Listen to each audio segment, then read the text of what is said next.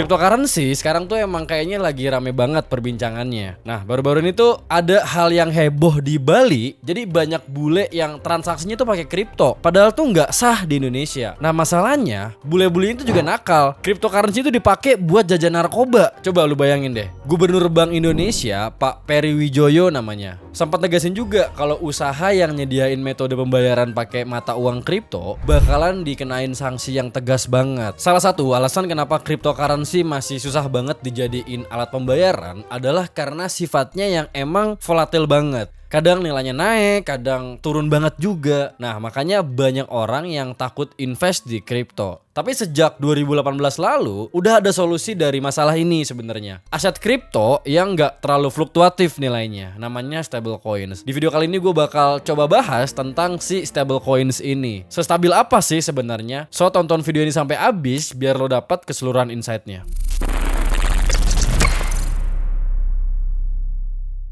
Oke, sekarang gue tanya nih, circle tuh termasuk orang yang kalau ngumpul ngomongin naik turun harga Bitcoin atau ngomongin Aldi Taher nyalek nggak? Coba deh, lu komen di bawah. Nah, by the way, sebenarnya bulan ini tuh Bitcoin lagi turun banget nih, gue lihat-lihat. Biasa sih kalau invest di cryptocurrency emang ya begitu, harus siap diombang-ambing kayak naik roller coaster sebenarnya. Kadang harganya tiba-tiba melejit, tapi nggak lama juga kemudian turun terjun payung gitu. Kalau lo masih awam banget ya, kesannya investor pemula lah gitu. Pasti nggak tenang lihat grafik harga Bitcoin yang fluktuatif terus, ngelebihin fluktuasinya pasar saham. Tapi emang kenapa sih cryptocurrency tuh volatil banget? Naik turunnya tuh gila-gilaan banget loh. Dari November 2021 kemarin, Bitcoin tuh berhasil nyampe harga termahalnya senilai 67.000 US dollar. Tapi dari situ harganya makin turun terus sampai nyentuh harga terendah senilai 18.000 US dollar di Juni 2022. Sebenarnya gokil kan kalau lihat nih harga termahal sampai terendah tuh jaraknya cuma 7 bulanan doang. Nah, jadi ternyata volatilitas kripto ini tuh salah satunya disebabin sama perkembangan kripto yang masih muda juga. Jadi pasarnya tuh nggak stabil kesannya. Kalau ada disrupsi sedikit, efeknya langsung banget berasa. Nah, fluktuasi yang bikin investor pada ogah invest di kripto ini sebenarnya ngerugiin kripto banget. Soalnya kripto tuh jadi susah banget dipakai sebagai alat pembayaran. Nah, makanya dari situ muncul gagasan tentang stablecoins, aset kripto yang harganya stabil sesuai dengan namanya. Jadi ternyata alasan kenapa stablecoins ini bisa lebih stabil dari cryptocurrency lainnya adalah karena harganya tuh dipatok ke nilai pasar suatu referensi eksternal. Referensi eksternal tuh kayak gimana sih? Jadi sebenarnya macam-macam juga. Ada US dollar, emas, dan lain-lain. Misalnya kayak Tether USDT, stablecoins yang matok harganya pakai USD. Jadi satu USDT adalah satu USD. Terus ada juga Digix Gold yang patokan nilainya tuh adalah emas batangan. Nah, problemnya kripto yang tadi tentang sulitnya kripto buat dipakai sebagai alat pembayaran, soalnya tuh harganya naik turun mulu gitu. Nah, ini udah bisa di-solve sama si stablecoins ini.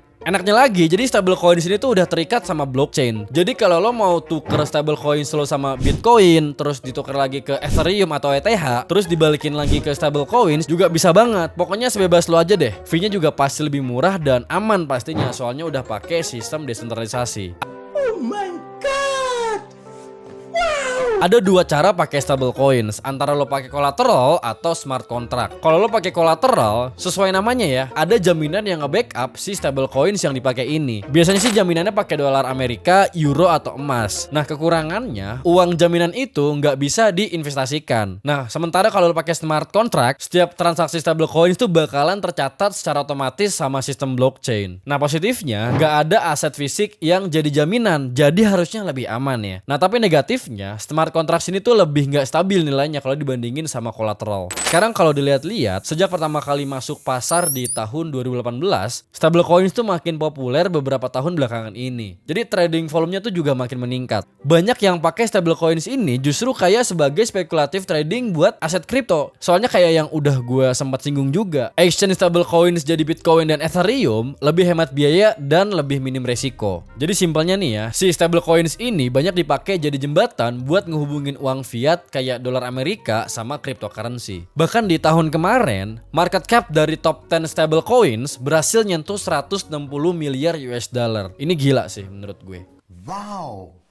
So gimana nih menurut lo? Jadinya lo better invest di mana? Saham atau kripto? Coba lo komen di bawah ya. Nah buat lo yang baru pertama kali mau coba invest di stable coins, gue rekomen banget sih pakai aplikasi NanoVest. Aplikasinya juga super simple banget, nggak bikin pusing pakainya. Semuanya ada penjelasannya, jadi sebenarnya cocok banget buat pemula. Cuman modal goceng doang gitu ya, modal 5.000 doang, lo udah bisa mulai invest di 2.000 lebih aset kripto dan saham Amerika kayak Netflix, Starbucks, Apple, pokoknya banyak banget. Semuanya bebas biaya transaksi juga. Keamanan juga pastinya terjamin banget. Soalnya NanoVest tuh udah dilindungi sama asuransi Sinarmas, terlisensi Bapepti, dan tersertifikasi ISO. Kalau lo download aplikasi NanoVest dan join stake NBT sekarang, lo bisa banget dapat return mulai dari 8% dan total hadiah sampai 50 juta. Jangan lupa juga pakai referral code The Futurist Gen Z biar lo dapat saldo sampai 40.000 buat modal awal investasi lo. Nih gercep ya gue tampilin, jangan lupa di screenshot. Investasi mudah, cuan berlimpah, OTW kaya raya ini mah. Nah buat lo yang mau request topik lain juga, lo bisa lempar juga di kolom komen ya.